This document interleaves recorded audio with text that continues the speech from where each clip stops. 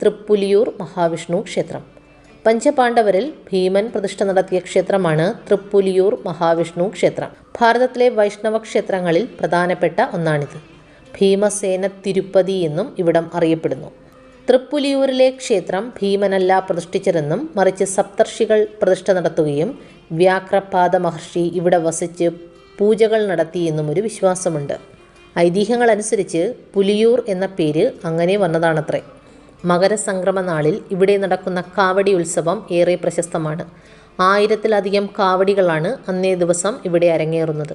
കാവടിയാട്ടം നടത്തുന്ന ഏക വിഷ്ണു ക്ഷേത്രവും ഇതാണ്. എത്തിച്ചേരുവാൻ ചെങ്ങന്നൂരിൽ നിന്നും ചെറിയനാട് വഴി പുലിയൂരിൽ നിന്നാണ് തൃപ്പുലിയൂർ ക്ഷേത്രത്തിലേക്ക് പോകുന്നത്. അടുത്തതായി ആറന്മുള ക്ഷേത്രം.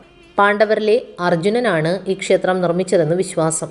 യുദ്ധക്കളത്തിൽ നിരായുധനായ കർണനെ കൊന്നതുമൂലമുണ്ടായ പാപഭാരം തീർക്കാനാണ്